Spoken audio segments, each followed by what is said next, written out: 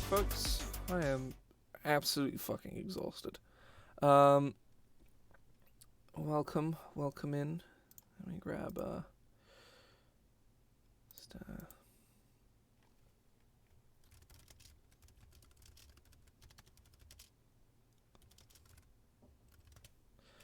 oh. Okay. Right. So to answer Katie's question, and also maybe somebody else's, I don't know. This is what Phaelok and Gulok are, because Gulok is Grey Old One is Goo, and then Archfey is Phaelok. Basically, the purpose of the stream this afternoon, I don't know. I'm so out of it. I haven't had any caffeine today, and I slept like shit last night.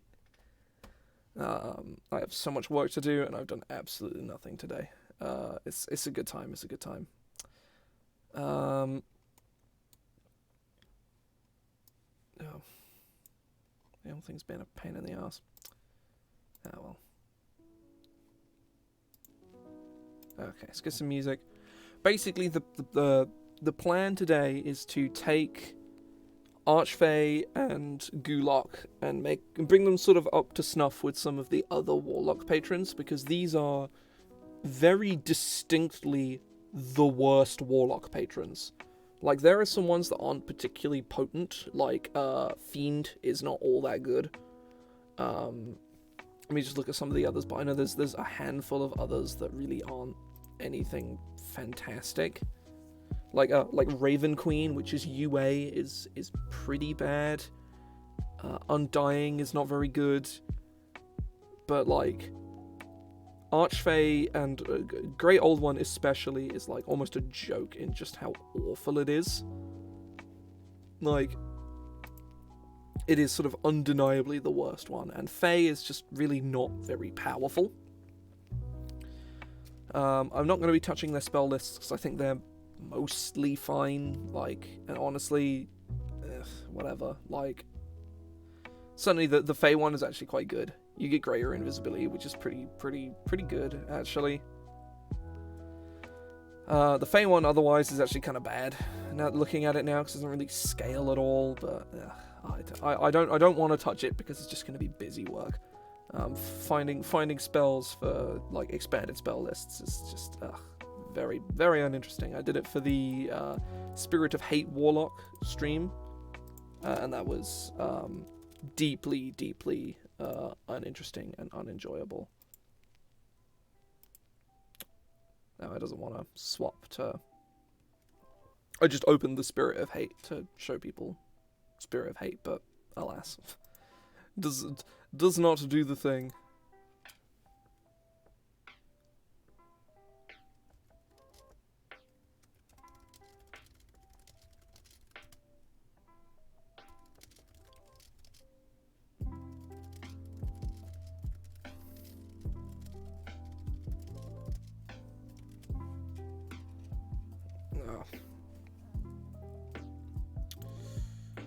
Okay.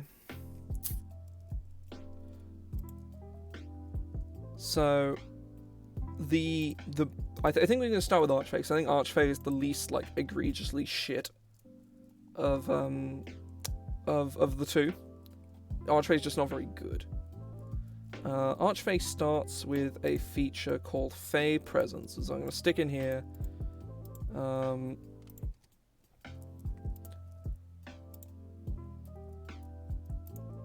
So starting at first level, your patron bestows on you the ability to project even the beguiling and fearsome presence of the Fae.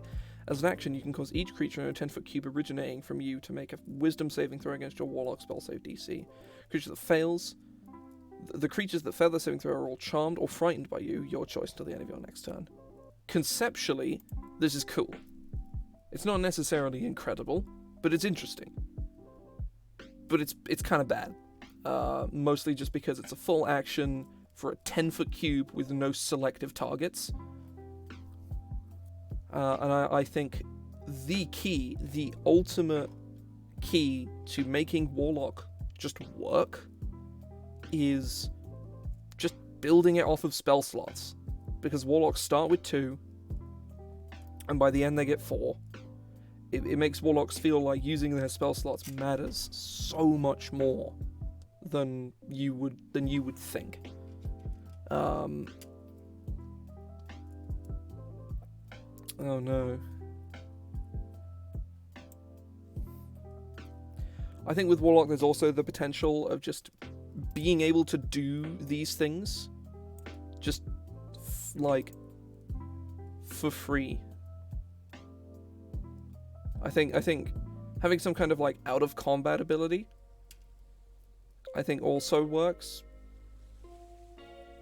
Oh no. Very cursed. Yes, welcome in, welcome in. God, my stream manager is being weird as hell. I need to try and fix this. This is really annoying me.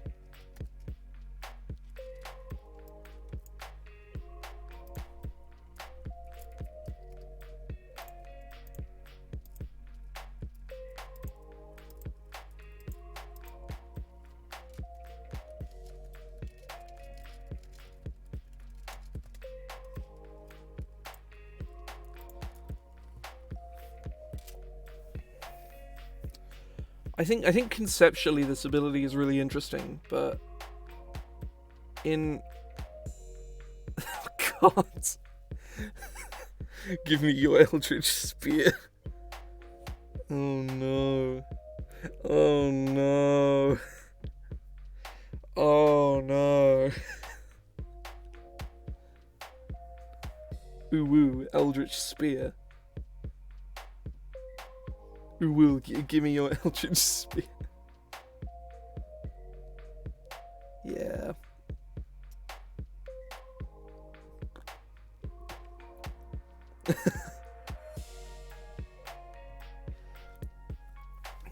Team Rocket's Eldritch blasting off again. Right.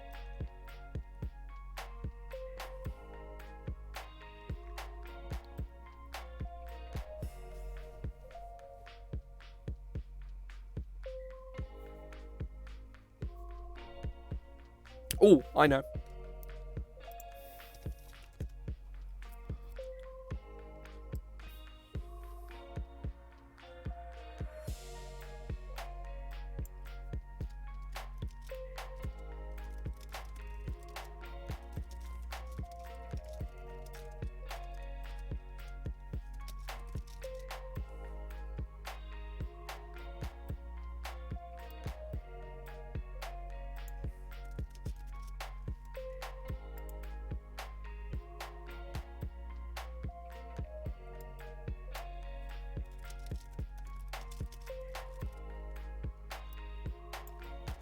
Is charmed or frightened of you your choice until the end of your next turn?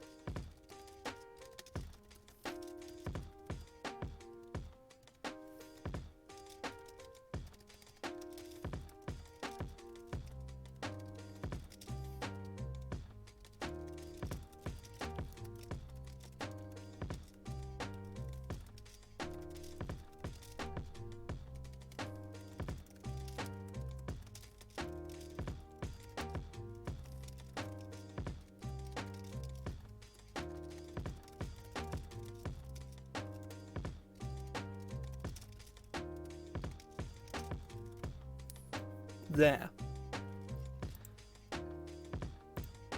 Now this feature is actually quite strong. It's like point and click, you're scared of me. It's like this is, you know, you're scared of me for a round. Like that's actually quite significant. It's not crazy powerful, it's not absolutely fucking incredible, but it's pretty decent.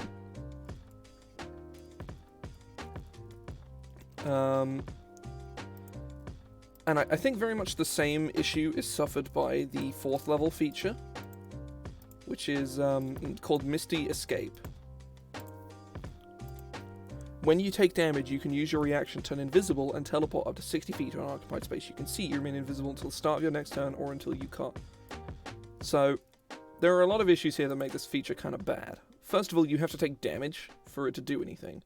Second of all, it wears off at the top of your next turn, which seems to be kind of the opposite of what you want.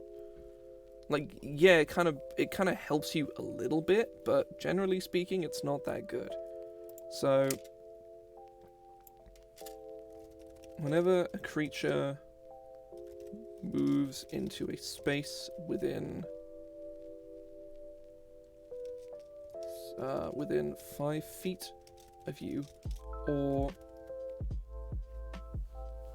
I think it works as an escape tool, but I think it's a very awkward. It's a very sort of narrow escape tool. Someone has to hit you, and then you have to be in a continued amount of danger for that to be particularly effective. You know, like you basically you have to be on the receiving end of 3 dragon, like a dragon's multi-attack, for you to get hit by the bite, take 50 points, take like 15 points of damage, and then bamf out so I can't claw you twice and kill you. In that instance, it's really, really good. But when you just get hit with a fucking fireball, like, what's the point?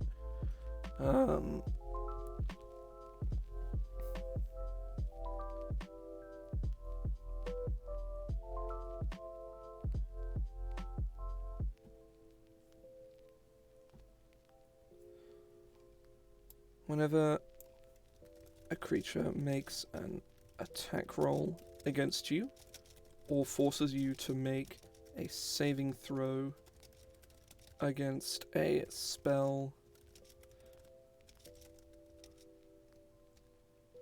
that covers an area, you can use your reaction, turn invisible, and teleport up to 60 feet on an occupied space you can see. And I think in this instance, where it's actually like a, oh, I don't get hit by fireball. Like, I leave as a reaction, and I don't take any damage from fireball. Or the dragon that was about to rip my skull off, I leave.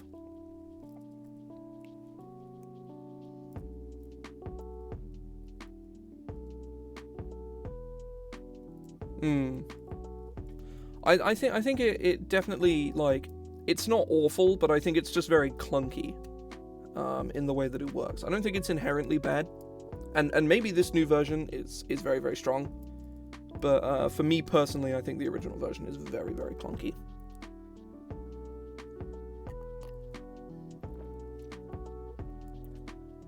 I think my issue with it is a little more personal, but like at the same time, I don't think there's anything notably wrong with this one.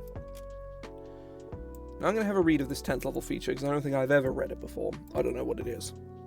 Because, like, I've read Warlock a good few times before, but I don't remember this, like, at all, or what it is, or what it does. You're immune to being charmed. When another creature attempts to charm you, you can use your reaction to charm them. Turn the charm back on the creature. Must be charming you for 1 minute, or until the creature takes any damage. That's fine. Like, I actually really like that. I really like this. Like, it gives you a condition immunity, which is relatively sparing. Like, paladins get charm immunity, or do they just get frightened immunity? I might be thinking of a specific subclass. Like, but just straight up immunity to a specific condition is like pretty okay to start with. But the fact that, someone tries to charm you, you can just go, no. It's an Uno reverse card, and that kind of design is cool. I like it. I like it a lot. I'm not going to touch this. I think this is really cool. And Dark Delirium, I remember actually being kind of good.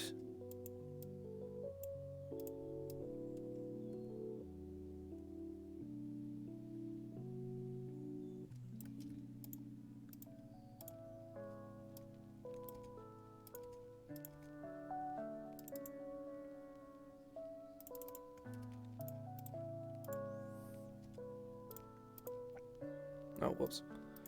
You can plunge a creature into an illusory realm. As an action,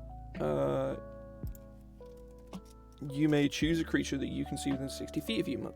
It must make a wisdom saving throw against your Warlock spell save DC. On a failure, it is charmed or frightened by you from your choice for 1 minute or until your concentration is broken. Till the illusion ends, the creature thing is... Oh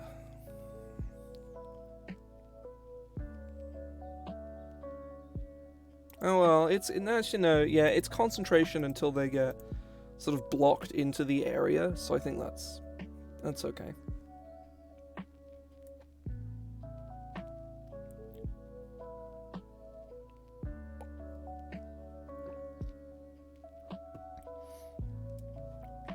So actually, I think Weighill for me was mostly just that first ability was just very underwhelming for me. I wasn't a fan. But I think certainly some of the later stuff is like the 10th and 14th stuff. It's pretty cool. I really like this. I think it's really neat. It was namely this feature and some of this one too. But Gulak is like actively garbage. Like it's really bad. Because rules as written, your Dark Delirium is kind of neat. Gulak is like almost comedically awful because of like its telepathy isn't even two-way rules as written.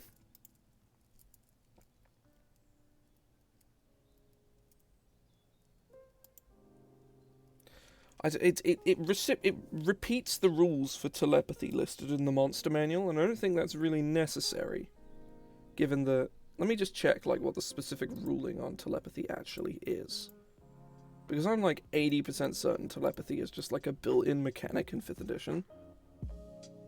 No, not the spell. No, it isn't.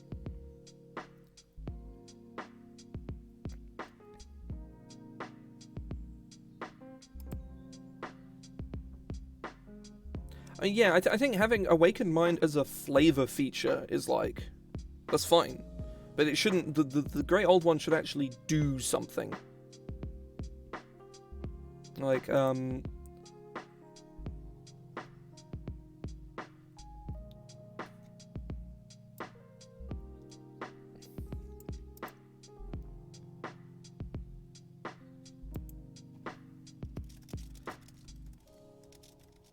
and it can respond in kind.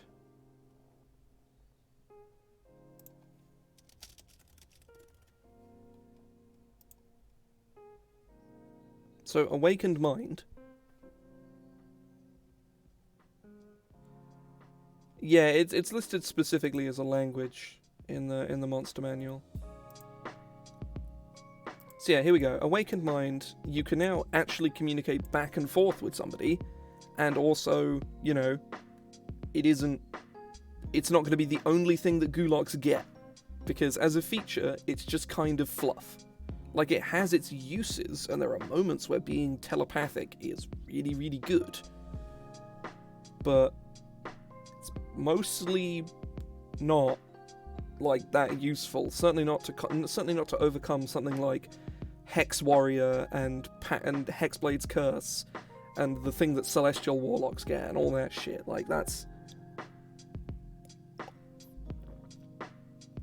absolutely no fucking contest there. So...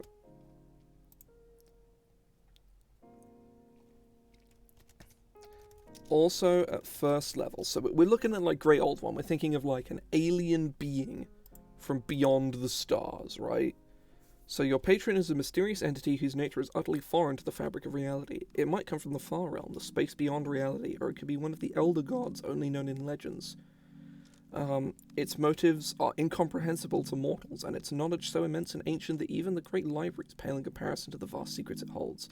The Great Old One might be unaware of your existence or entirely indifferent to you, but the secrets you have learned allow you to draw your magic from it. Entities of this type include a Gornadar called That Which Lurks, Tharisdun, the Chained God, Dendar, the Night Serpent, Zargon the Returner, Great Cthulhu, and other unfathomable beings. Indeed, consume your foodstuffs.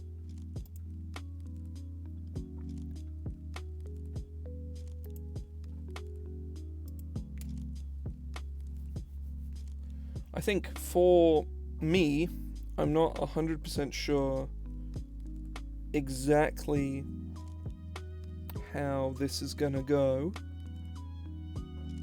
like what sort of feature we get here, but I think it could be like, is there any kind of play style that... No, not really. Not really at all. Just turn my hair over. It's getting a real stupid looking parting.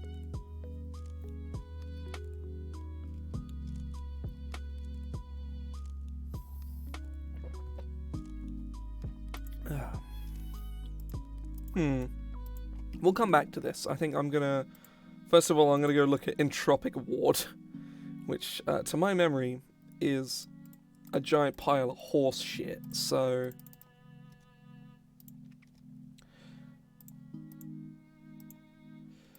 Magically ward yourselves against attacks and turn it to an enemy's failed strike into good luck for yourself.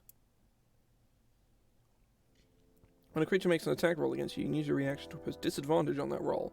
If the attack misses you, your next attack roll against a creature has advantage if you make it before the end of your next turn. This is really boring, and also really bad. Because you only get the benefit if they still miss, and disadvantage is not that big of a penalty. Like, it's certainly at low levels, it's pretty substantial, but once you progress to sort of past, like, 7th or 8th level, disadvantage is not the end of the world, because most players and enemies have a minimum of, like plus 8 or plus 9 to hit. So disadvantage is really not that big of a deal, because if somebody rolls a 15 and a 9, that's still an 18 to hit you, which probably hits because you're a Warlock. Yeah, imagine not having martial weapons and medium armor. This poster was made by the fucking Hexblade gang. Not to mention a shield, because you can have a shield if you want.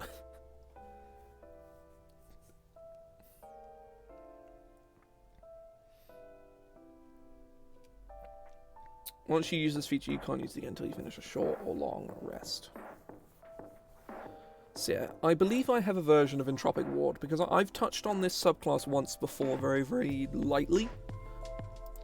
But I very much want to go take a look at what I did with it. Because I don't think I did a huge amount, but I know I changed some stuff. Namely, Entropic Ward and Thought Shield, which are both awful abilities that just are almost non-factors in the class's power. Thought Shield is, like, acceptable because it's 10th level, and 10th level is mostly flavor.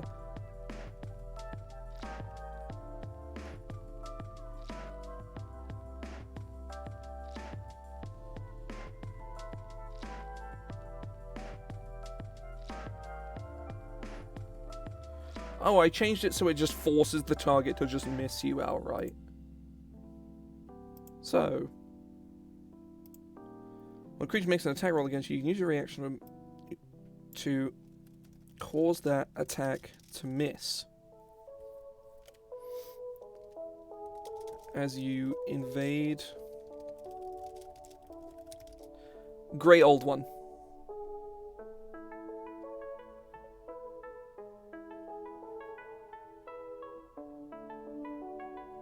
Yes, welcome in. Nemameme. There we go.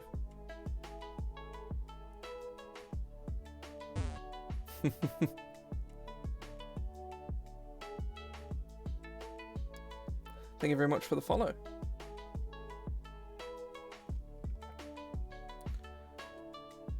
When a creature makes an attack roll against you, you can use your reaction to cause that creature's attack to miss as you invade its mind with Eldritch Thoughts.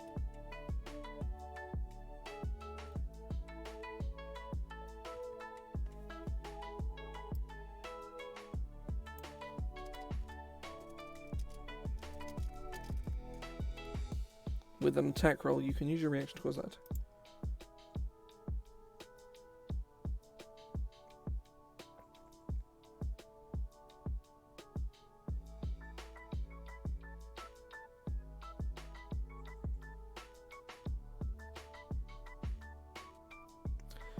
Oh, sure thing, no problem, damn it. I say So oh shit, let me see that. The main thing I'm sort of looking at doing is just like improving the class's overall power without changing it too much. Like adding a...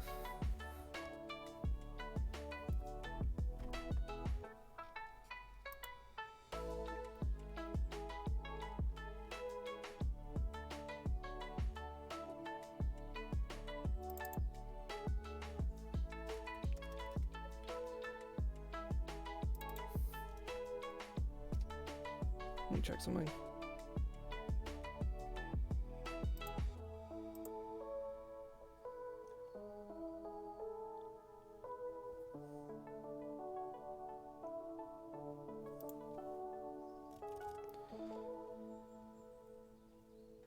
You learn to present to the minds of your attackers,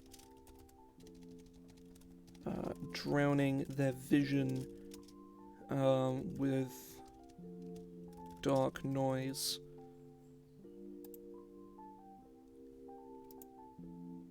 When a creature would hit you with oh yeah, that's a remnant. Hit you with an attack roll, you use a reaction to cause that attack to miss as you invade its mind with eldritch thoughts.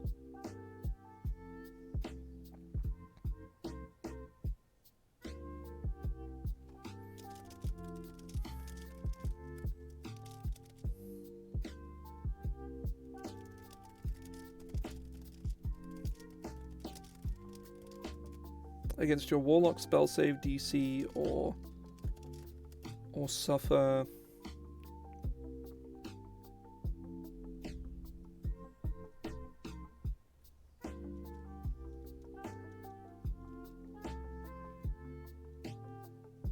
I'll say I'm certainly I've never experienced anything like that.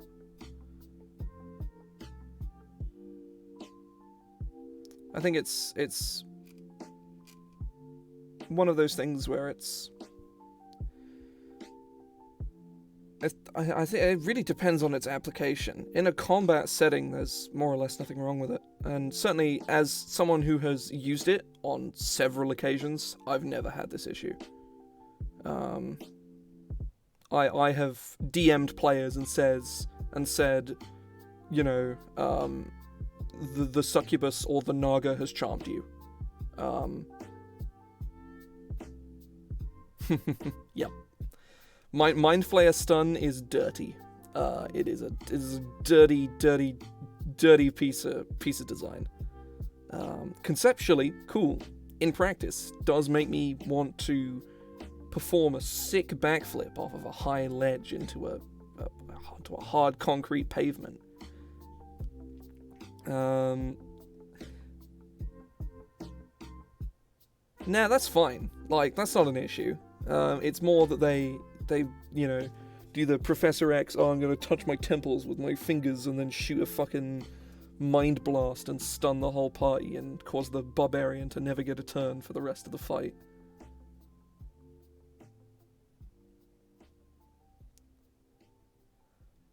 I don't know, it's a I'm not sure, like, unless you're playing a different edition, like, 5th edition grappling rules are, like, really simple. I'll say 5th edition grappling is just like a contested roll. I think escaping a grapple is not, you know, it can be kind of painful, but at the same time, grappling is not that debilitating a condition. It's certainly more effective against enemies than it is against players, especially because players have so many built-in escape tools. Grapple just means you can't move. Restrained gives you all the penalties that you're thinking of, Katie, but grappled is just like, you just can't move. And you have to use your action to get out of it, which is almost never worth it. Just stab the guy who's grappling you to death. Like, yeah. Unless the guy that's grappling you... Because a lot of grapples that also restrain you. It'll be like, a creature grappled in this way is restrained. No. Restrained has all of the penalties that you're thinking of, and grappled is just, you can't move. Restrained is, you can't move, your attacks are at disadvantage, attacks against you are at advantage, and you automatically fail strength and dex saves. That last one I'm not 100% on off the top of my head, but I'm fairly certain it's that. It might be disadvantage.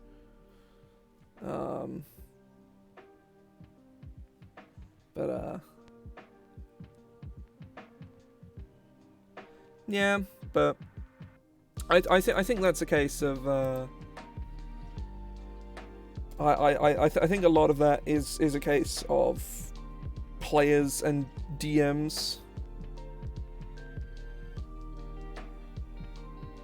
I think that's a place of like DMs and players having a talk of like using toxic game strategies, or just players coming up with a plan to deal with it. Because grapple prone is kind of a BM toxic tactic. It's not inherently bad. It's nothing like stunning strike, which is just see spike growth is so ridiculous that I think it's incredible. Grapple pull across spike growth is like that's BM on like a level that's just incredible to watch. But when it's employed very liberally, it becomes very one of those things. But yeah, I don't really use grappled. Like if a creature grapples stuff, then fair enough, they grapple stuff like as a part of their sort of normal attacks. But certainly using grapple on players is really just like a creature that has built-in grapple, that's fine. Whatever, it has the grapple. But I'm never gonna have like, oh, the ogre tries to grapple you as its action. It's like, no, that's boring. Because a grapple, like, certainly on PCs, just a regular grapple is very rarely all that debilitating. All it takes is for them to just break out of it, or just cast Misty Step, or any other teleportation move, of which there are a lot of in 5th edition. Like, a lot.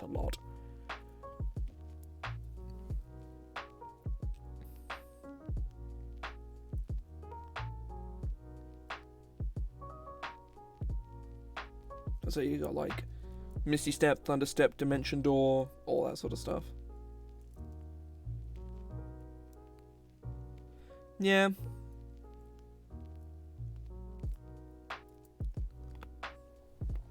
Oh. But yeah, I think the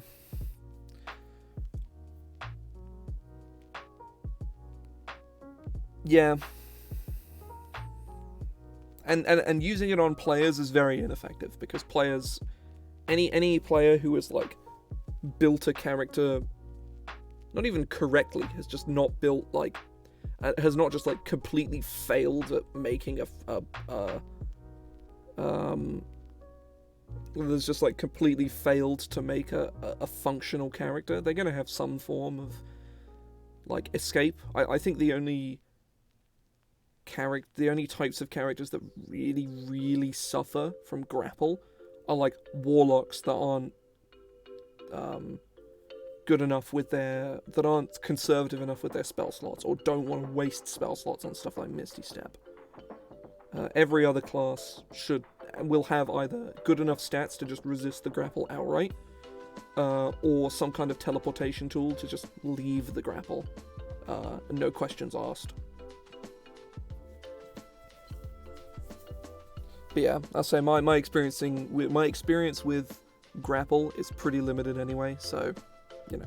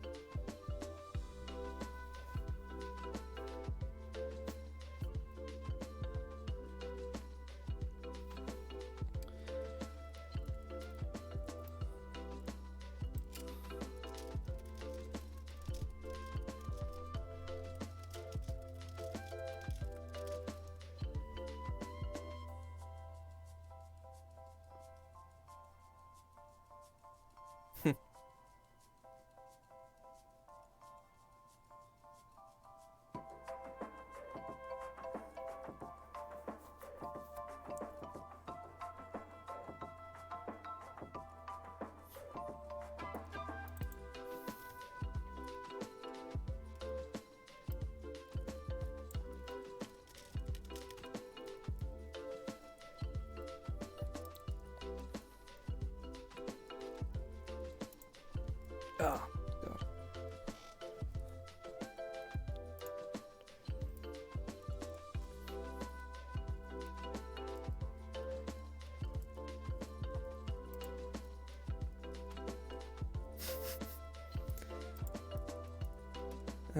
So, what is it? Is it Thought Shield, I think it's called, as the 10th level? Let me just have a quick look.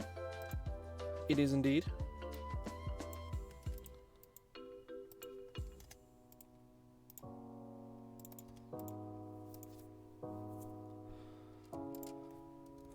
Your mind is protected from intrusion by wall of psychic thought. Your thoughts can't be read by telepathy or other means unless you allow it. Additionally, you have resistance to psychic damage. Whenever a creature deals psychic damage to you, that creature takes the same amount of damage that you do. Seems neat. I mean, depending on the situation, a wedgie is either slashing damage or piercing damage. I don't feel qualified, like as a human, to say which it is, but that is my hypothesis. Thank you for coming to my TED Talk.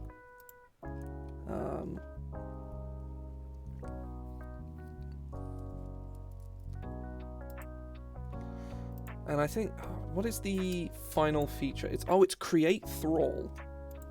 For Warlock, I think Create Thrall is actually like really, really good. Like really interesting. It's not necessarily good, but it's very good.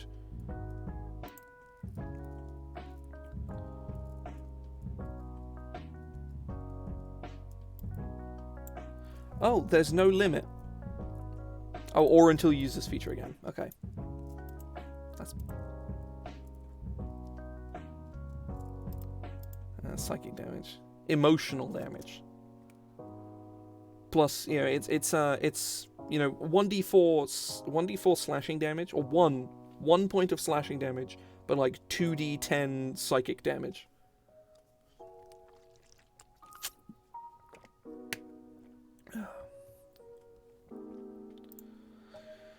So I think we need a first level feature for Awakened Mind, but I have absolutely no idea what it's going to be.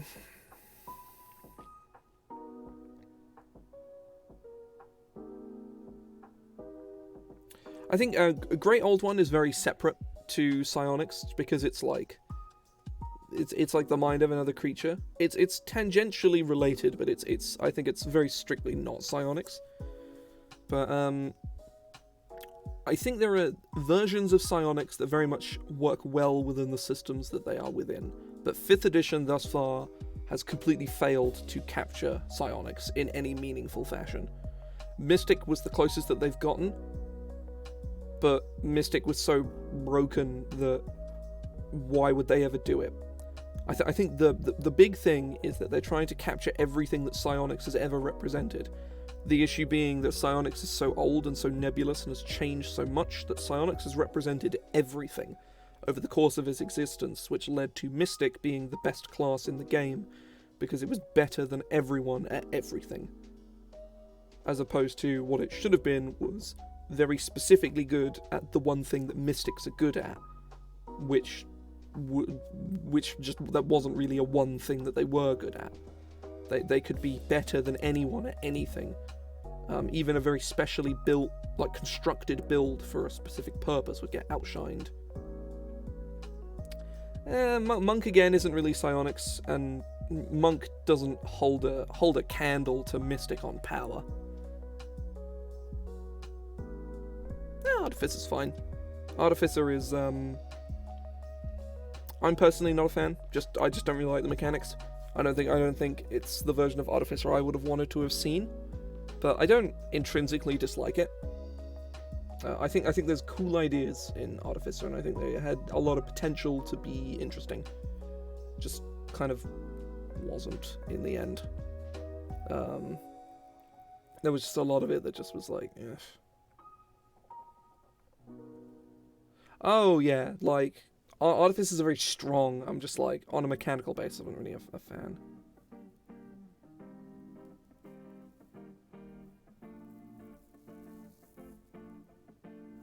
Maybe, yeah.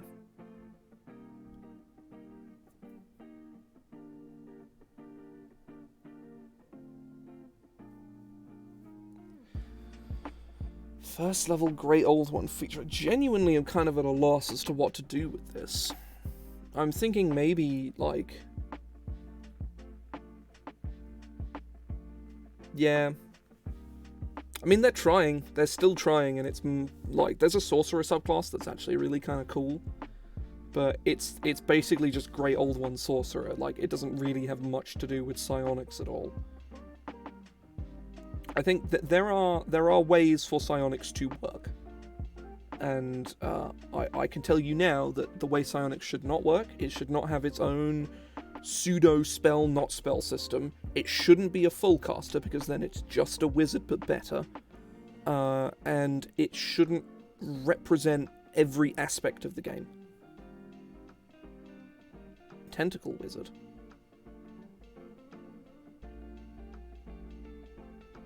I'm unaware of tentacle wizard, or what tentacle wizard alludes to more specifically.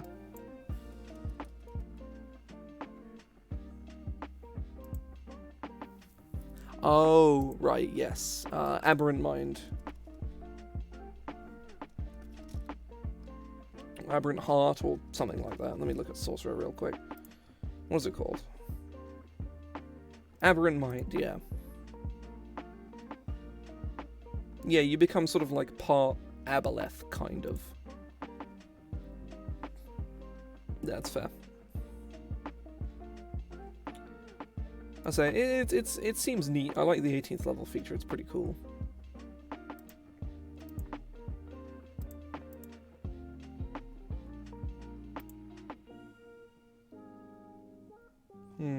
Oh. Aberrant Presence. Also first level. Your presence exudes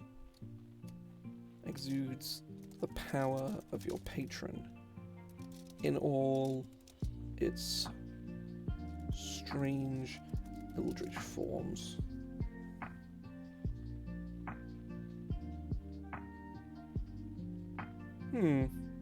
So I find D&D Beyond Homebrew to be almost exclusively really, really bad.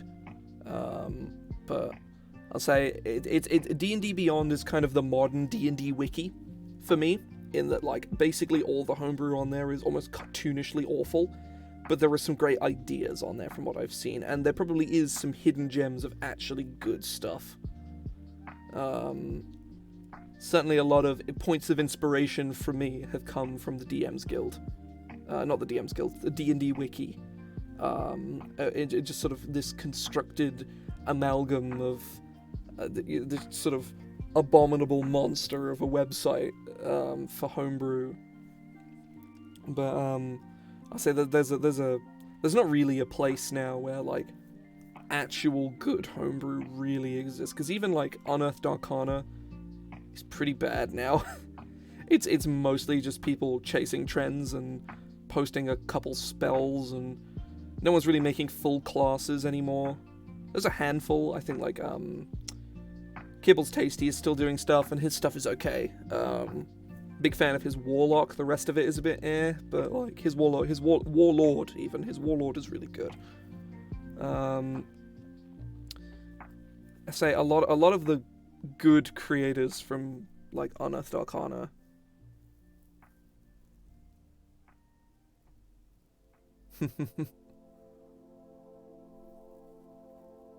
Yes. The Zuma menace. I'd say a lot of the sort of the old creators on Arcana are sort of like late 20s, early 30s. So I guess they're all like millennial age. You're like Steve Fiddler is like an Unearthed Arcana all-star, who was very successfully graduated to DM's Guild, like fairly profitable DM's Guild creator, and his stuff is fantastic. His stuff is really great. Strongly recommend you go check that out. Warden, I think, is on Drive-Thru. Prism is... I don't know whether it's on Drive-Thru on DM's Guild, but Prism is very good. Warden is just fantastic. I think he's like previewing a new class at the moment. It's like Hierophant. It looks really interesting. I'm also a big fan of Ross Lacer. He's very sort of... He's kind of gone under the radar in the last sort of year or so. I think he's mostly been working as a as a co-writer for other bigger projects. He's sort of not fallen by the wayside, that's definitely the wrong word. He's kind of stepped out of the...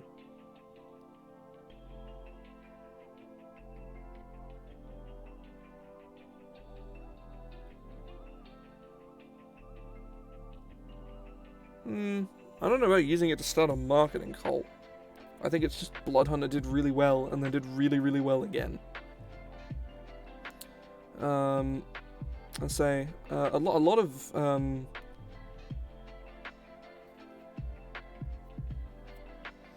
I think, like, people are trying to make money on the guild, I myself included, because they're passionate about their work and they're proud of their work, and they want to make money and they want people to know about it, so they advertise their stuff. I think that's fine. Like fair enough. If you don't like advertising, that's pretty understandable, to be fair. But yeah, I think it's a thing of like, I've certainly seen ways that people have advertised their stuff in a very non-corporate fashion, which I do like. I'm not sure how Mercer ties into that, to be honest, because Mercer didn't need to advertise any of his stuff. He just put it out there, and because it was Mercer, everybody ate it up. And some of it was good, and some of it was not. Bloodhunter is very divisive.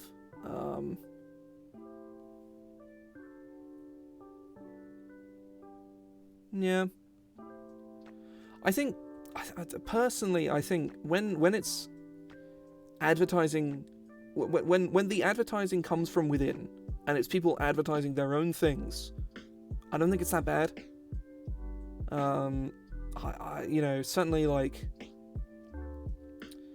I'd you know, like, if I'm gonna see an ad for something anywhere, if it's someone saying, hey, I'm selling this product that I made on this website that you're on right now, then I'm like, well, that's fine. I don't know. I definitely see where you're coming from, though. Like, certainly as someone who is in sort of an orbit of that industry, I wouldn't say I was in it because I don't make anywhere near enough. Like, I've had one reasonably successful product on the guild, and everything else I've posted is just... Yeah, that's fair. Yeah. I say, me neither. I'm like, I don't necessarily agree, but at the same time, I'm like, yeah. So it's a pretty reasonable point. Yeah, I think there are certainly methods of advertising I've seen on, like Twitter is the place where the guild advertises all of their stuff, or people on the guild advertise all their stuff because it's the best place to do it. Because where everybody else is, I guess. And I've seen advertisements where it's like, you know, every couple of weeks, somebody advertising their thing that they released, like a month ago pops up and it's like, oh, this exists. And I'm like, oh yeah, it does. And then I scroll past and it's whatever. And then I see people who are posting every day about the stuff that they've done. And I'm like, okay, it's a little ham-fisted now. Can you please stop? I think it's that I'm.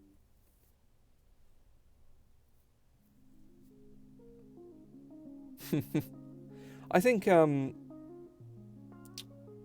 I think of all of the problems of Twitter, I would say that is not one of them. Personally, like, certainly in my experience. But yeah, Twitter's pretty bad. I wish I could spend more time on it because I like Twitter as like a concept, like Twitter conceptually as like an interface and a method of communication with other people is like, oh, this is great. And then you look at its actual application and it's just like, yeah, I hate this. This is. Oh, okay. See ya. Yeah, I think most social media can get pretty toxic, but Twitter is the worst of them all by some margin, because people just... people never ask questions, they just take people on their word.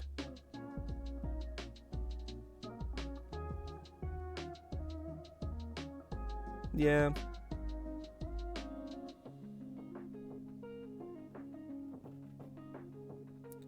I think I don't know. It's a bit it's a bit sort of dicey in places. I see a lot of like agenda pushing on Twitter, and even when there are agendas I agree with, I'm not particularly okay with seeing it just kind of advertised to the masses. Like, it's like, yeah, I agree with you, but also this seems real shady. I don't know. I feel very mixed about Twitter. I think if I spent more time on it, I would grow to hate it a lot more. But I don't spend that much time on it. I'll sort of spend 5 minutes browsing it, 5, maybe 10 minutes browsing it every day, and then not look at it again. Which is more than some people, mind you, but like, I've been trying to use it more for the purposes of advertising. And also, like, just keeping up with things, but also, having a presence and all of that sort of thing, because it's, as somebody with a very, very, very small following, in all of the places in all of the places I exist, that's sort of that grind is there, it's the grind.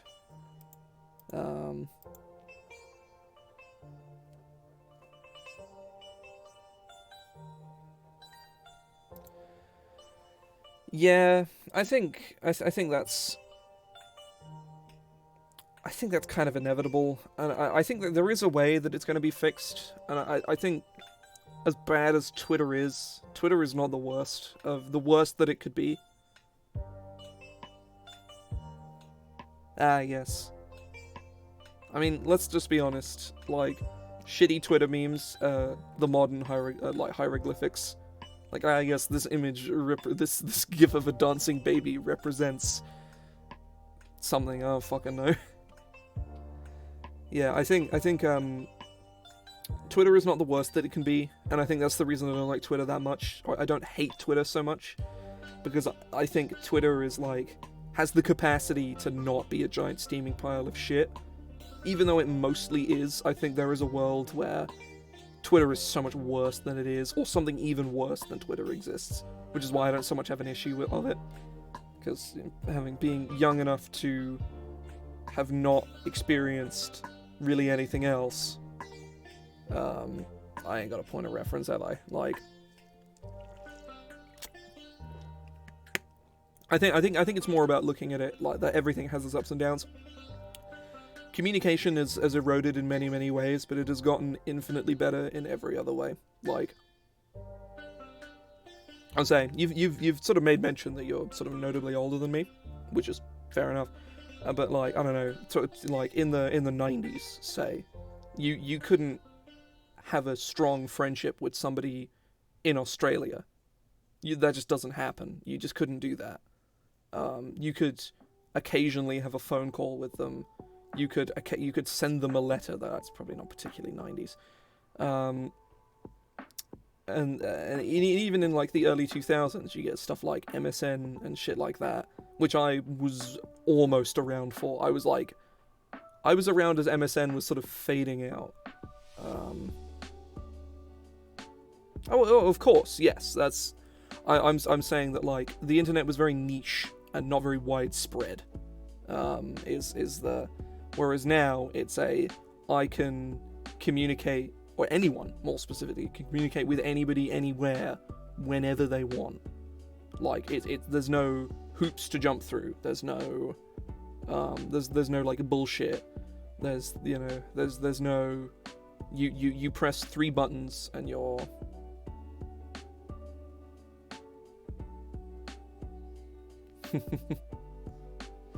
I think in ways that's true, but in ways that definitely isn't.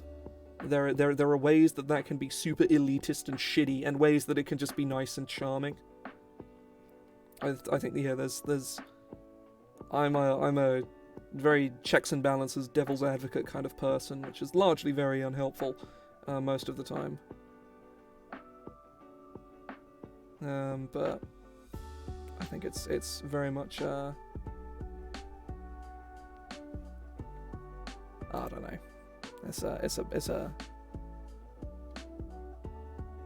I think In my personal opinion, I think everything has always been... I think nothing is any more of a mess than it was before. It's just people are much more aware of how bad it is.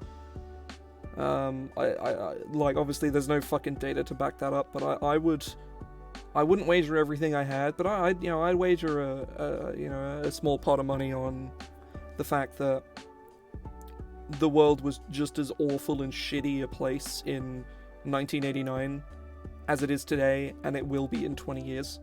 Or 40 years. I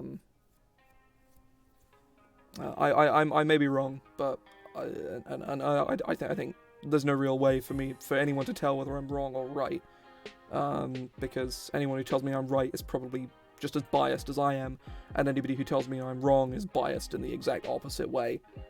But I would wager that, like, the communication is, like, has aided people to realize that, oh wait, everything is terrible. Fuck.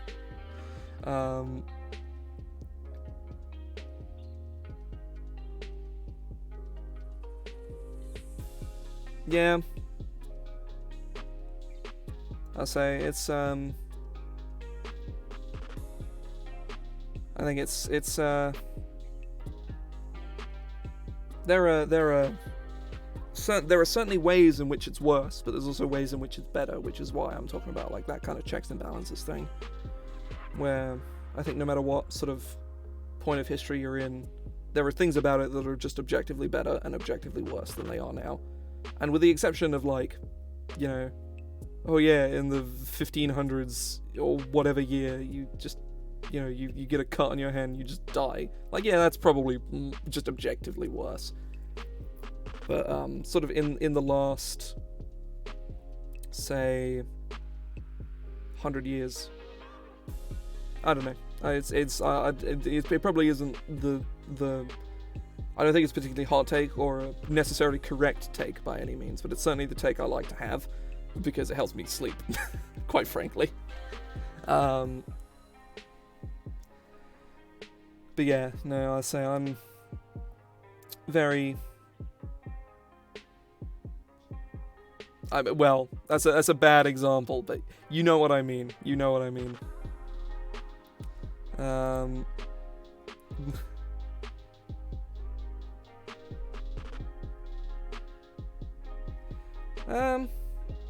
First of all, welcome in. We're talking about a very heavy subject, completely unrelated to D&D, but we'll probably get back on track with that.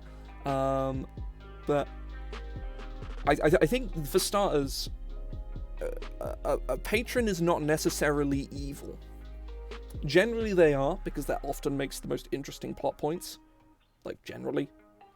But I think a Great Old One is characterized as some kind of generally sort of unknowable ancient entity.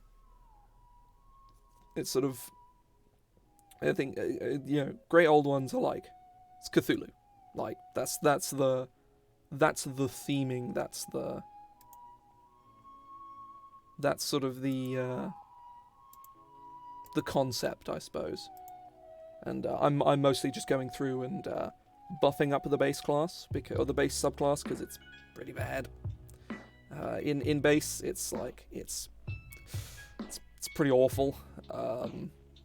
Certainly the worst of all of the, well, Raven Queen is pretty bad too, but Raven Queen is UA, so you can just ignore it. Whereas Grey Old One, it's in this book. Yeah.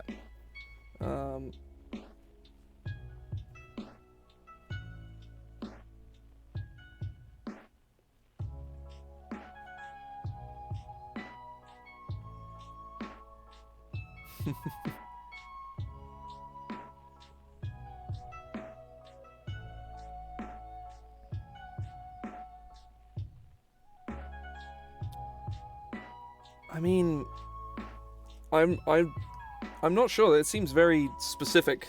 Like, I wouldn't characterize the communicating with anybody, with anyone and anybody, as a part of their character at all. If you're thinking about just a very specific, like, you know, your player or your character's patron that does that, I think that's a very contextual thing, because like, talking to people when they don't want you to, that's more of just annoying. Yeah, it's true. I suppose deities only really do it to the faithful, but like just out of principle usually. But yeah, I'll say this sounds very specific to this sounds very campaign specific, so I don't feel particularly like I don't have the context to give a straight answer, but I think in general that's not something the Great Old Ones specifically would do. I think if anything, a Great Old One is the kind of patron that would never talk to you at all.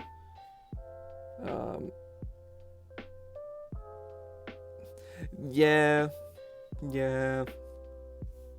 I think there are sort of powers in play that stop the deities from doing that in the majority of settings, mind you, not all of them.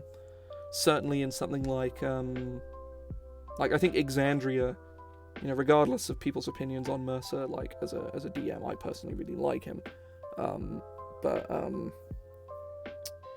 I think the way he contextualizes the mythology of his world is very, very good. Because most unless I'm really missing something about Faerun doesn't really have that. The gods are just kind of not allowed. I'm sure there is some lore somewhere. I feel like I know it very vaguely.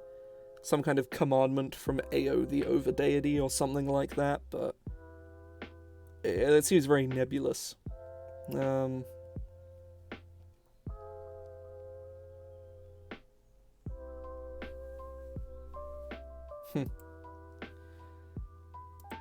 Yeah, I'd say I've done a little bit of like reading on Faerun lore, and I've stolen a fair amount from it as well, because it's new Faerun is pretty boring, but old Faerun from like second edition especially is like really interesting. I think it's what is it called?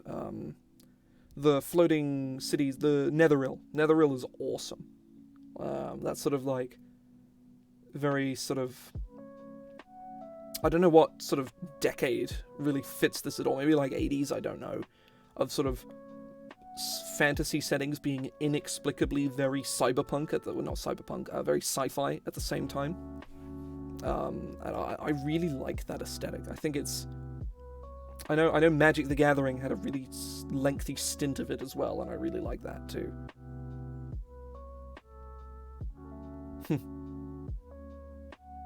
Yeah, I was mostly thinking of the Netherese and Karsus's Folly, which is a story I absolutely love. And I'm also a big fan of what are they called from Magic? What the fuck are their names? The Thran. They're very much the same as the Netherese. Very similar in concept anyway. Very advanced magic society. Sure thing. I should probably actually like finish the thing I'm working on right now.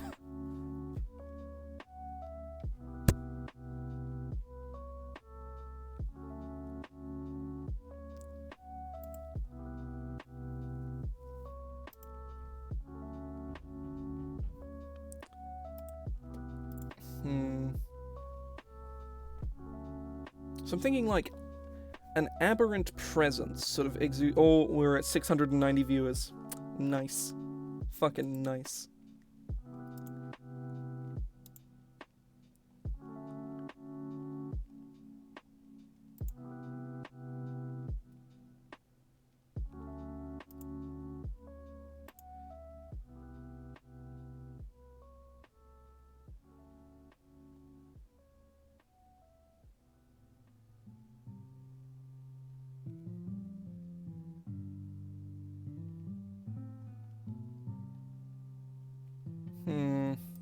Like aberrant presence is like a really I just threw out a name out, which is very often how I do these sorts of things. Just kind of throw names at a wall and see if it sticks. And I like it, but I'm not 100% sure what this mechanically entails. Like, obviously it's an area around you that's kind of a no zone. A yikes zone, if you will. With its strange eldritch forms. Creatures you choose. within 60 is a bit much, 30 feet of you suffer a penalty to attack rolls. No.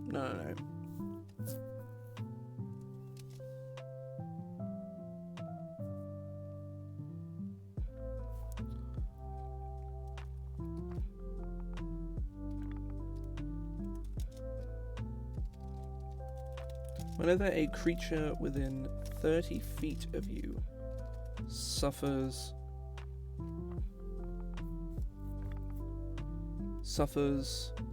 damage, it must succeed on a wisdom saving throw against an intelligence saving throw? Sure, why not? Intelligence is a very underutilized save, and I think it fits what I'm trying to do here. Must succeed on an intelligence saving throw against your Warlock save DC. On a failure,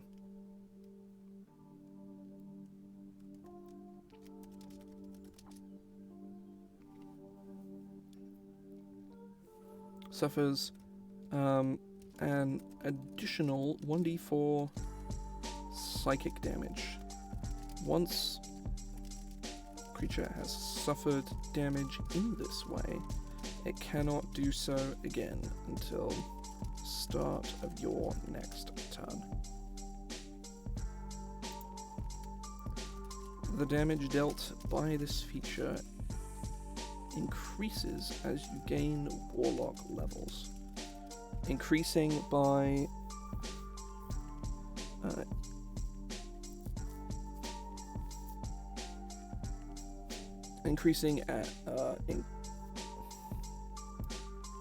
the damage die rolled for the damage of this feature increases in value, increasing to by 1 at 6th,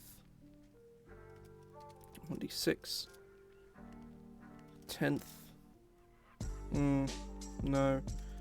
at 10th, 1d6, and 18th, 1d8 level. So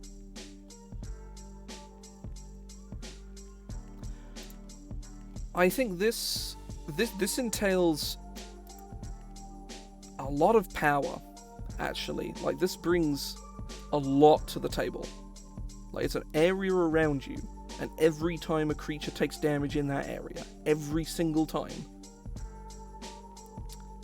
Oh well, once per round, when a creature takes damage for the first time, they take bonus damage.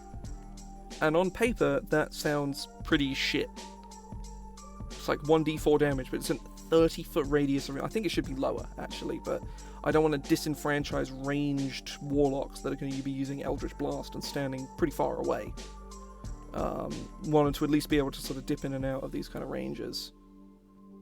So sort of being near the Great Old One sort of puts a little bit of pressure on your brain, and whenever somebody hits you, it sort of, crushes that pressure a little bit and causes them psychic damage, which I think is...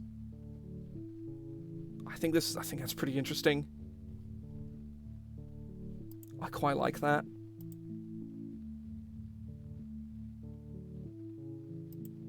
Yeah. Yeah.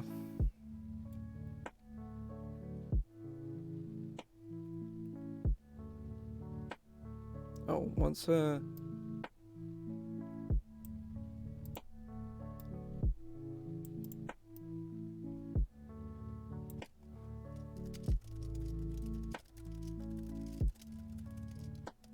here, success or fail.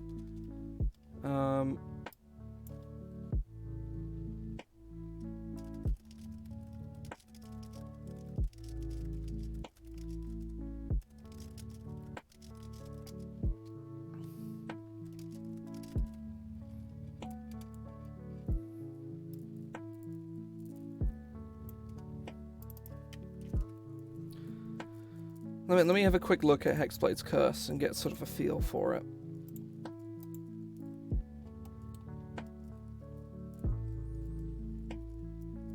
It's a bonus 2 damage flat. I think it's like Hexblade's Curse is 2 damage flat, like, and it also applies on AoE spells too. So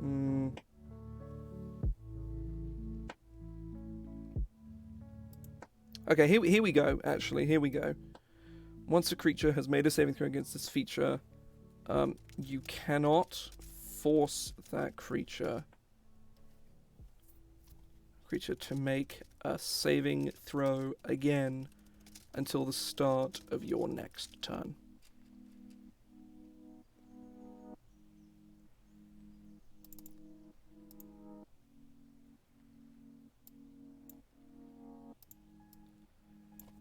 You may force it to make... exudes the power of your... placing a pressure on the minds of those nearby. A pressure you can weaponize. Whenever a creature within 30 feet of you suffers damage, you may force it to make an intelligence saving throw against your Warlock spell save DC. On a failure, it suffers an additional 1d4 psychic damage, and that increases up to a d8 at 18th level. Once a creature has made a saving throw against this feature, you cannot force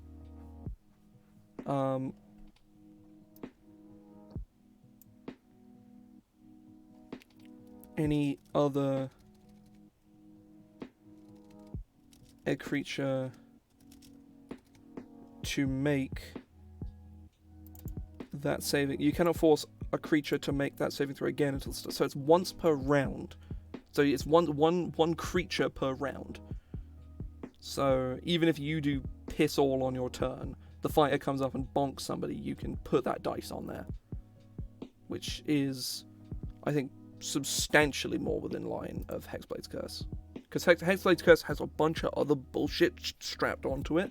The bonus damage scales ultra hard. I think this is now distinctly worse than Hexblade's Curse. At first level, it's of the same powerful. Greetings, welcome in. I'll say yeah, pretty good. How are you? I might actually increase the scaling here. That is very true, yeah, but this is any target once per round, as opposed to... but it also has much less impact on the creatures in question. I'm not sure how about this change. I may revert this.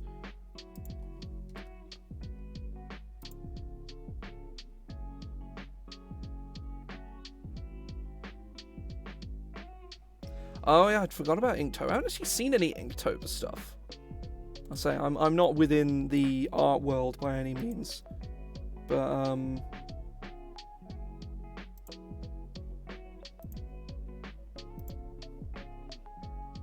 yeah, say I have not.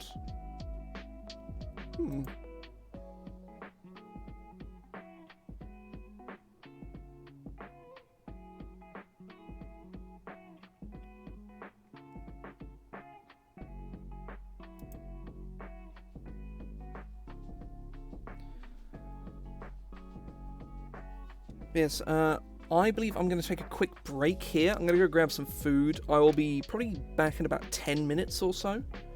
I've just finished this. I think when I come back, I am going to touch maybe on some spells. I'm not 100% sure with that. But yeah, I will be back in about 10 minutes. I shall return shortly. See ya.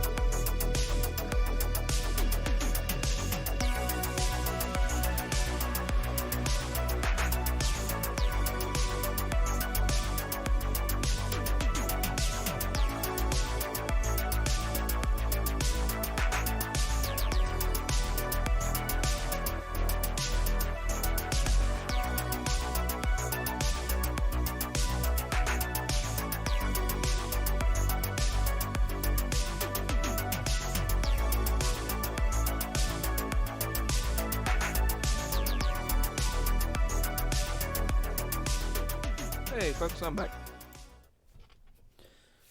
Oh, let me just turn the thing back on. Yeah. So I think, yeah, this is the for anyone who wasn't here when I was doing it. This is what we've sort of come out with the Great Old One.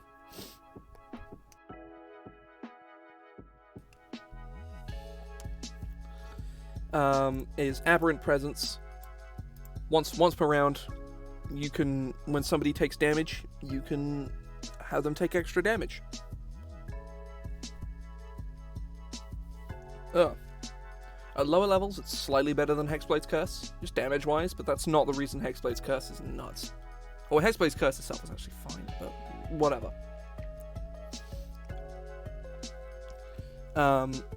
But at higher levels, Hexblade's Curse does outwin it, but also this is free, so, you know, you may as well use it, because you have it. Oh. God.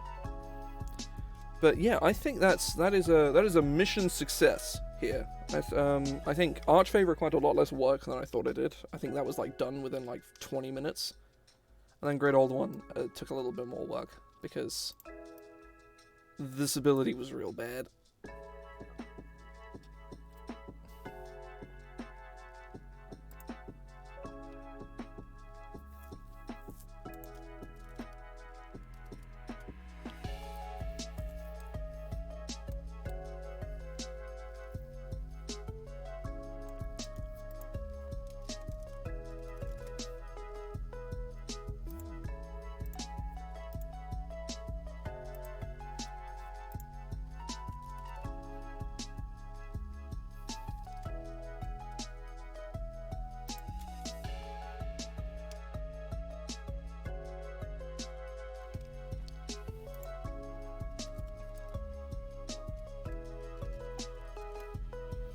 Do you mean, like, earth manipulation stuff?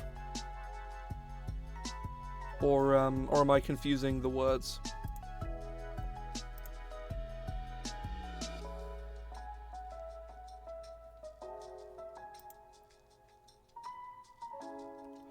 Oh, okay, right, yes, yes. I see what you mean. Yeah, I'd say there's... Like, certainly one of the classes I have that I've not really done much with recently is it's called Shaman, and it is that. You just fuck around with auras. Paladin kinda does it, sorta. And there are many, like, spells that kind of are either aura, literally called aura of something, and some of them which are very akin to auras. But, I think for the last sort of like 20 minutes or so of the stream, I'm going to make some spells, because those are always a surefire way to just kind of like fuck around with design. I pretty much exclusively have a good time with them. They're pretty good fun. I just need to save. And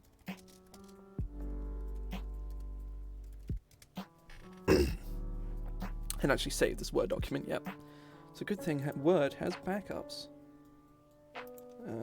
Stream spells.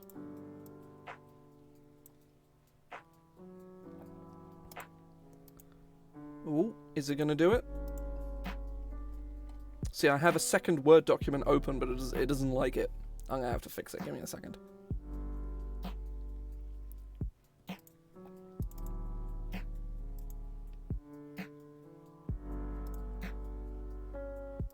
There we go. Okay. So yeah, so I've done a whole bunch of like spell work on stream in the past. So there's like a whole boatload of spells. Oh well, it's actually not. That's a 1, 2, 3, 4, 5, 6, 7, 8. It's like 12, which is a reasonable amount. So I think my first ever stream was just like making spells. I think Bubble was like the first the first thing I did on stream was make this spell, which was like 2 months ago now, nearly. Maybe more, I'm not sure. I can't remember if I started in June or July. No, July or August. I think it was August. Yeah, it must have been August.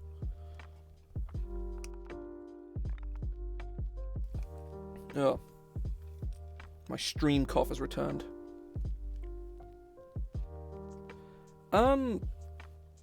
Not particularly. I feel like there's something in, spell...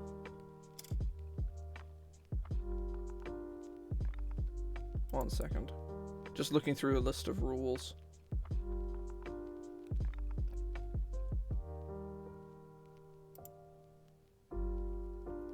Hang on, it might be in the downtime section.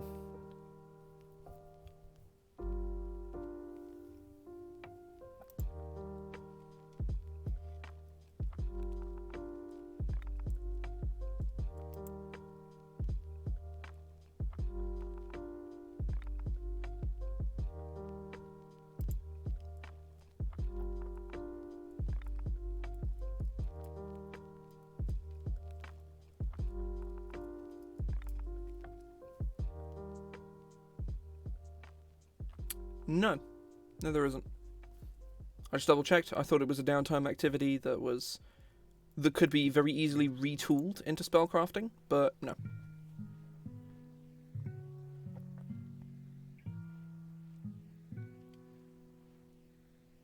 Nice, nice.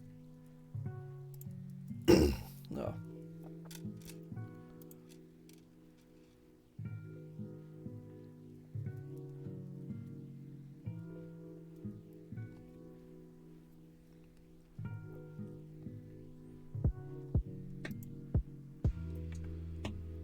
Okay, I have something. I have something. Time walk. 8th level. Oh, there needs to be a dash. 8th level. Transmutation. Casting time. 1 action.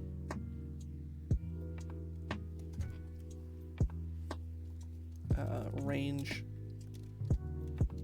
Self. Components. Level, somatic, material. Let me just double check something.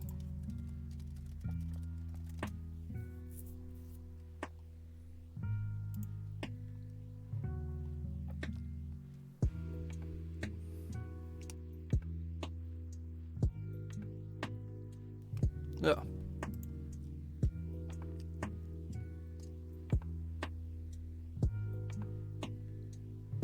I think you could certainly retool the research downtime activity into its own thing. I think the way that it's kind of handled in Critical Role is actually quite good, because Liam O'Brien is a wizard in that campaign and has made several spells, and it's very clear that it's just kind of done out of game, and Liam and Matt just kind of talk to each other, and Liam's like, "Here's an idea I had," and Matt goes, "Okay, yeah, you can spend some time researching this and spend a bit of money doing it, and then you can come up with something." So I don't think there's like a system really like necessary for that, you know. I feel like if a player has a creative idea, then them and the DM, as long as the DM is confident enough to balance it themselves, then something like that could be really cool.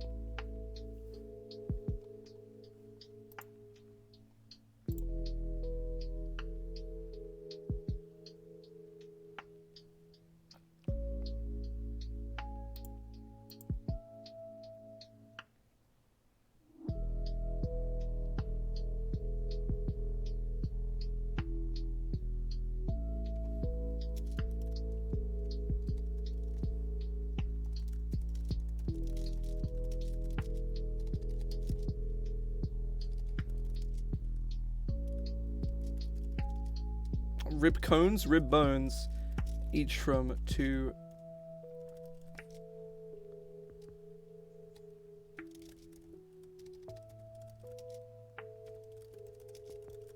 From a separate humanoid creature. Oh, whoops, that should be... Oh, whoops. Oh, fuck that up. There we go. Duration. Instantaneous. classes wizard. Like, that's a wizard spell.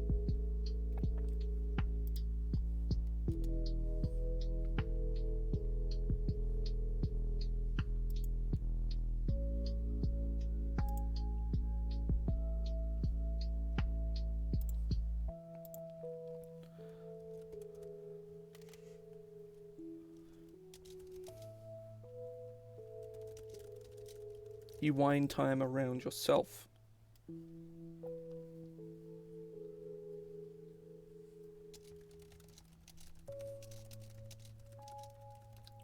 Saving your energy for the next action.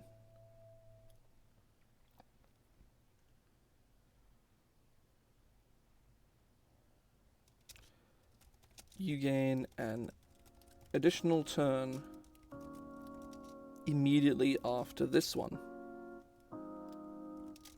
On this turn, you may take one additional action.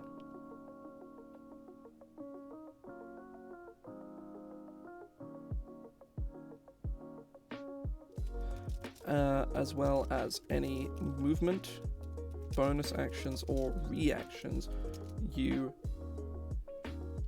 did not use on the turn you cast this spell. So just bam, very simple time walk.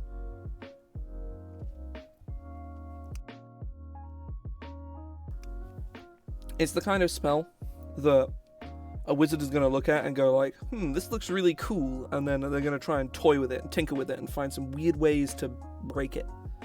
Or to use it to make some really cool, potentially very overpowered combos. And that's the kind of thing that I like.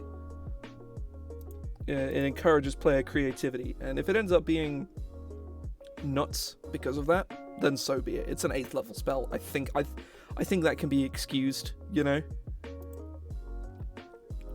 Because Time Stop is a pretty bad spell. It's a 9th level transmutation spell that gives you like a d4 plus 1 extra turns or something stupid.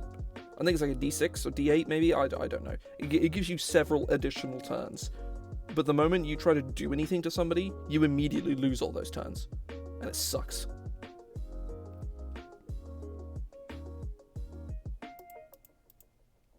So I think having something that's very... Like Time Stop is almost exclusively an escape tool. Like, you get, I get 6 extra turns. That's 6 turns of dashing away and then hiding somewhere. Or 5 turns of dashing away and then hiding somewhere on the 6th turn.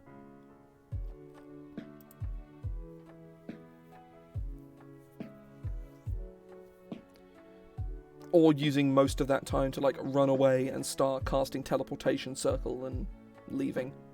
But Time Walk is very specifically like a, right, I'm going to take a step back. Oh, yeah.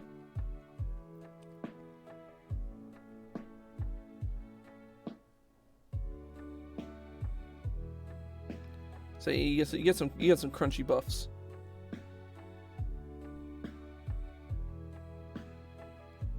So I like this a lot. I think it has a lot of creative application. I think it's cool.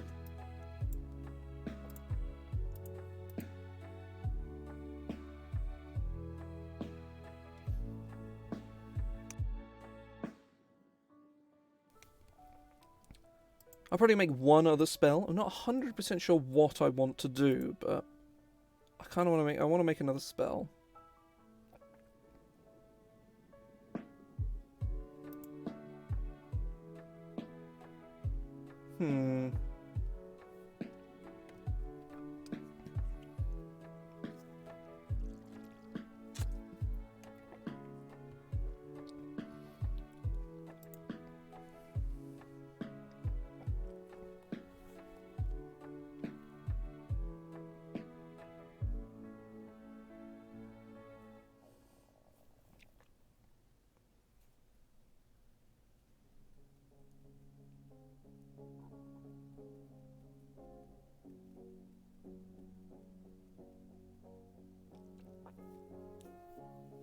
I think it's something interesting. So I think Time Walk is very much a toolbox spell. So you can do some whack shit with it. Some really like out there stuff.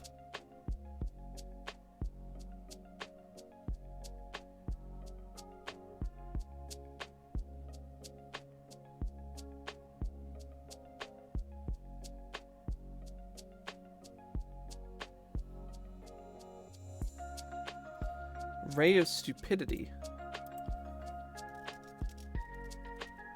3.5. A bright yellow beam bursts from your extended fingertips. The beam emits an sound, like someone trying to think of a word. Oh, I love that. That's amazing. This ray clouds the mind of your enemy, damaging its intellect. You must seal a ranged touch attack with the ray to strike it. Oh, it's some weird 3.5 language. The material component is a miniature-shaped cone hat. Yes. Yes.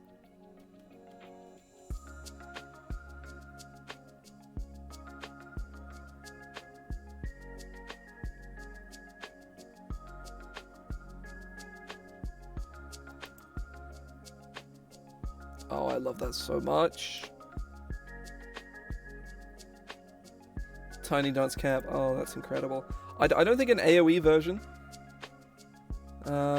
is what I'm looking for, but like I do like this spell. I like stealing spells from other editions because other editions have some cool spells on them, but I mostly stole from second. I haven't really looked into third all that much. Ray of Stupidity seems like a... I think it's translating that into 5th edition mechanics in a way that is more fun. So I think just reducing intelligence is very niche and generally very bad. Because it's only useful in very specific circumstances. But it could be, like, certainly as a secondary effect, that's quite cool. Duration, it'll probably just be a minute. Range, 30 feet.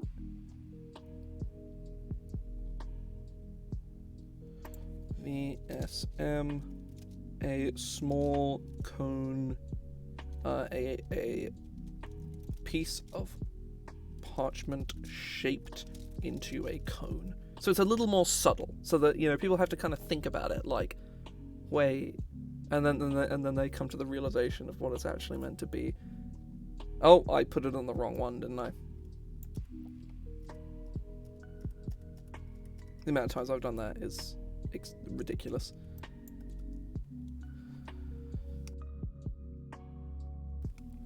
Definitely a bard and wizard spell. You unleash a beam of... What's the color of stupidity? Like, of greenish yellow, like a puke yellow. That seems... You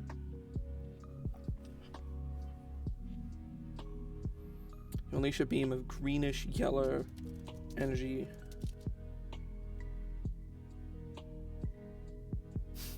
Okay, yeah, I like that. Yeah.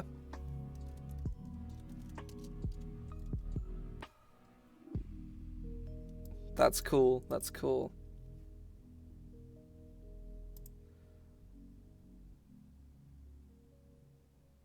Towards a creature that you can see within range. On a hit, the target... yes. A penalty to its mental score suffers a negative 1d4 plus 1.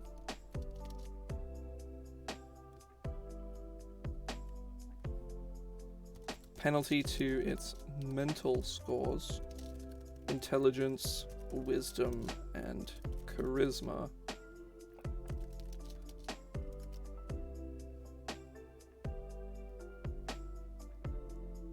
Yes.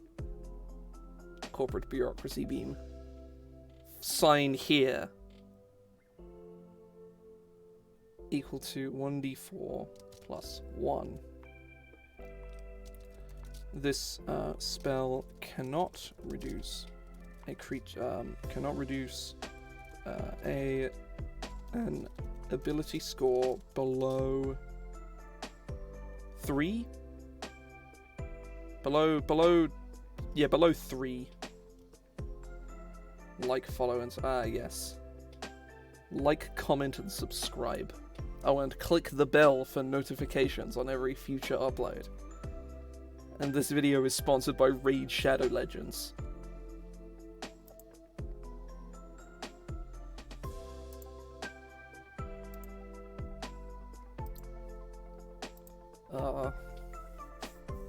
Gotta love being sponsored by Raid Shadow Legends, let's be honest. Like, the dream. Ah, yes, this video is sponsored by Raid Shadow Legends. Yeah.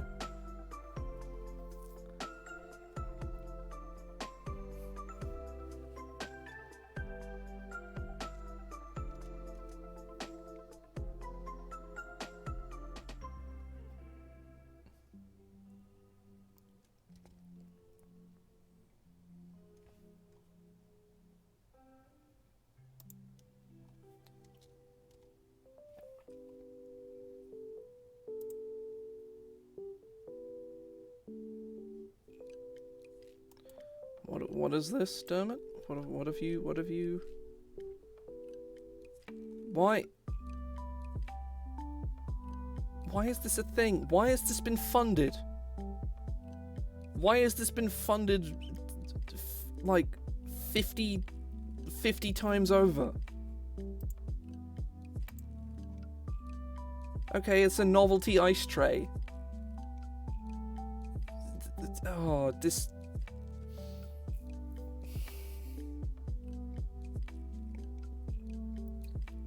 At a goal of £4,000 and have made... Oh, it just went up. Have made £262,000.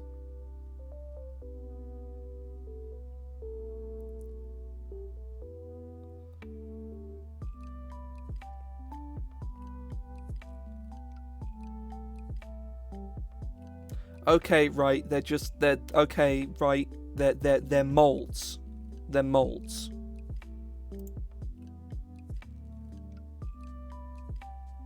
Okay, there is an application for them because they are actual molds that aren't just used for ice. You can make little chocolate dice. That's okay. I don't hate this anymore. I think this is actually okay. I made little novelty chocolate. As long as these, I think more specifically, how much of these are these things? £20.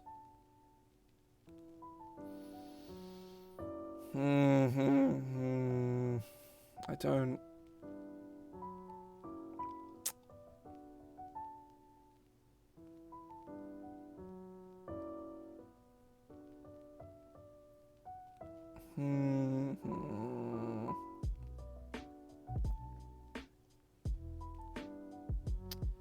Yes, $25 or 20 pounds. Yeah, I think it was more the prospect of like, what the fuck is the point in, like, novelty ice trays are just like, these are so fucking stupid. Like, what does ice do? Like, what does ice do when it leaves the sub-zero temperatures? It stops, it very rapidly becomes liquid again. Completely, making all the time spent freezing completely redundant. But you can actually make something not... Yeah, but you can just use any ice for that. You don't need novelty ice. My ice doesn't need to, roll poorly and also make my drink taste weird.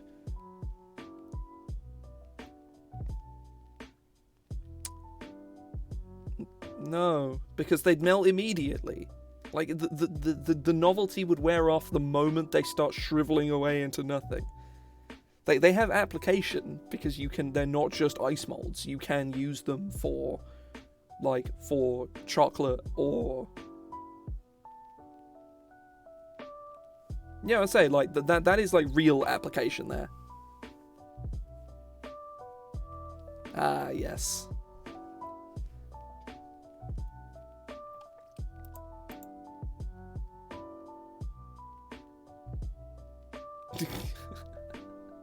Ah, yes.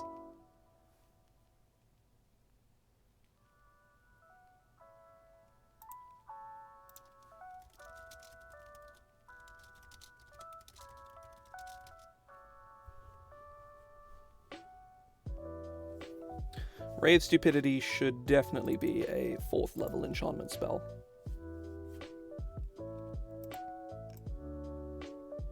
I think this could potentially be very, very powerful and quite problematic given just how much of a reduction that it brings. Like, it brings a minimum of -2, which is a reduction of like -1 to their save DC, to spell save DC, to saving throws, to spell attack rolls.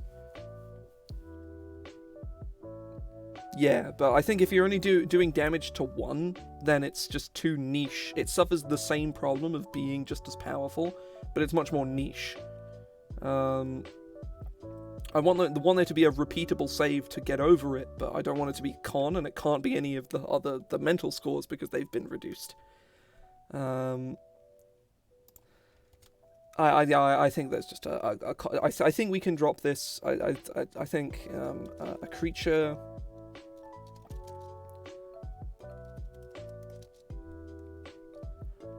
A creature can, at the end of each subsequent turn, make a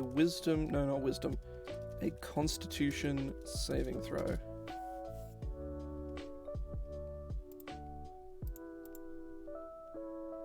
Yeah, I think having something like lesser restoration.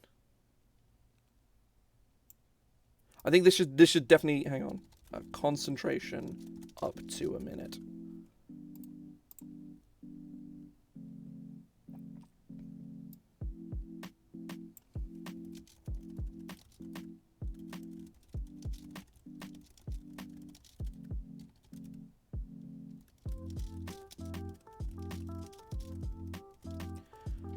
I think maybe, yeah, but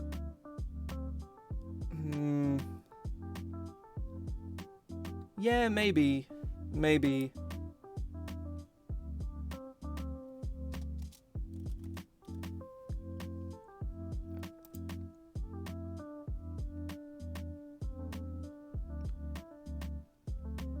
I think it's more the prospect of all of those spells are 3rd level or higher. So if a player has this cast on them before they have access to those kinds of spells, they're kind of fucked.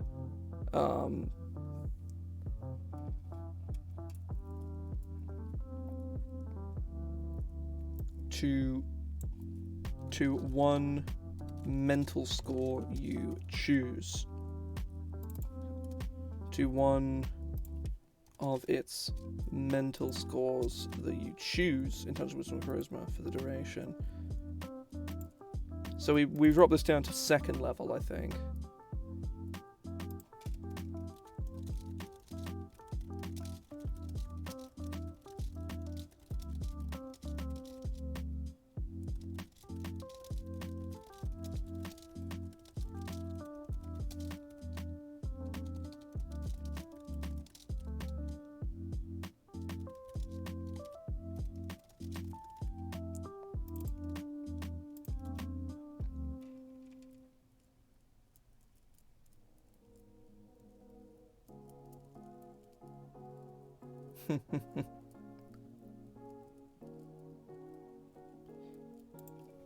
Yeah, I think that's pretty fair. Concentration up to 10 minutes.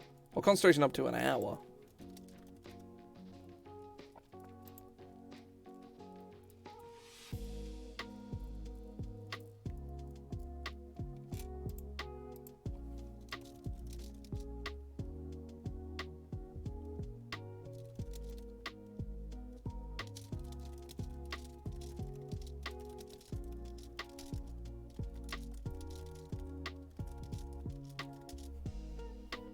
Oh yeah, like it's I mean, you target wisdom with this, and it's pretty fucking substantial. The only issue being that most enchantment spells are also concentration. So like they may suddenly fail their save. It may cause them to fail their save against a charm spell. But at the same time, like they still have to suffer the other effects as well.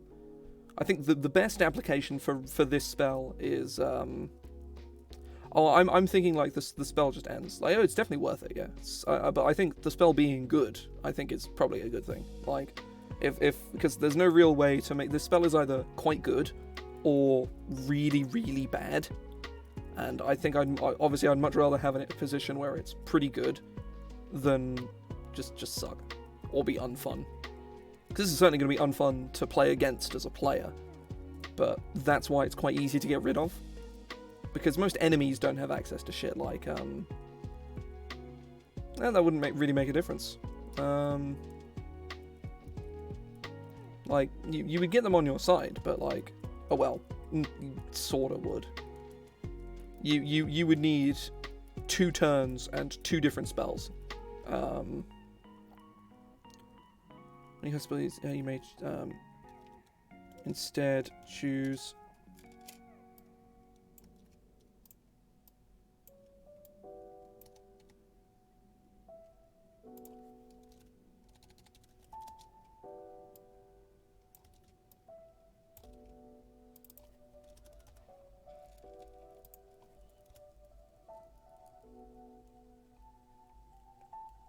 Generally speaking, that doesn't stuff like intimidation and stuff like that doesn't incur a contested roll.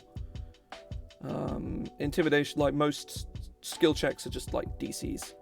Like that's generally up to DM interpretation, but like generally speaking, all skill checks are just against a DC. They're not contested, even if they might technically be in certain scenarios, because it just speeds things up.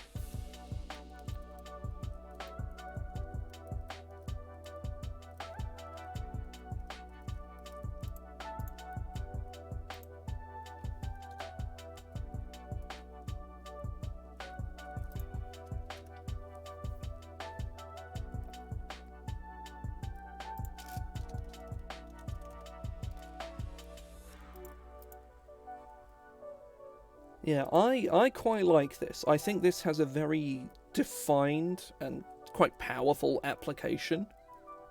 But I think it being a spell of quite powerful application, I think, is generally probably a good thing. Because at worst, this is a -3 to a caster's spells and saves, which is pretty bad. But it's not, certainly for an enemy, it's not completely debilitating. To a player, it can be really nasty. But this is an enemy weapon, as opposed to in the hands of a player, it takes a lot of fuckery to get this to be good. But in the hands of the enemies, it's very, very powerful, which I think is generally okay, because especially with it being a homebrew spell, DMs are making the conscious decision to weaponize this spell against the players. As with many of the spells akin to this, it is a conscious decision. Yeah, I think this is neat. There's probably some balance to be done here, but that's what playtesting is for. Like, there's I suppose. But yeah, so it was a very cool idea. I do like that a lot. I need to steal some more stuff from 3.5 because I didn't realize there were interesting spells from 3.5, to be perfectly honest. I thought they were mostly ported into 5th edition, all of the good ones anyway. But 3.5 is so enormous, I just don't even know why I thought that, because 3.5 is like, has the most fluff of any edition of the game. But either way, I think I'm going to call it there. Thank you very much for joining today, folks. Yeah, I think that's mostly okay. There is nobody to raid once more, alas.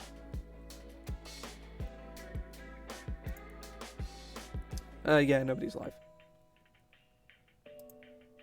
Hell yeah.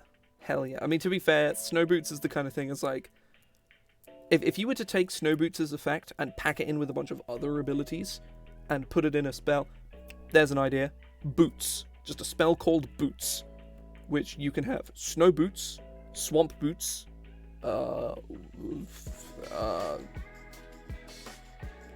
Fire Boots, and other sorts of boots which lets you walk across certain terrain without any penalties to your speed. That is, I'm going to write that down. I'm going to make that some other time, because that's cool as hell. I like that a lot.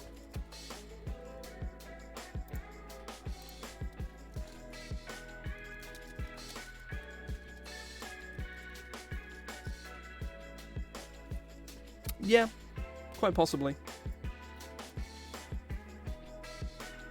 Certainly an Artificer spell, that's for sure. Speaking of Artificer, actually, I think they should probably get Ray of Stupidity.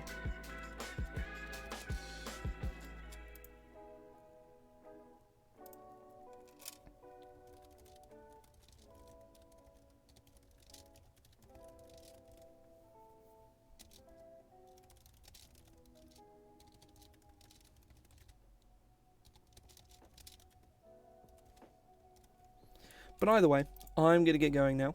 Thank you very much for sticking around today. I've had a very good stream. But yeah, as I say, I will probably be streaming again on Wednesday. I'm going to do some magic stuff, I think. But yeah, I'll see you then.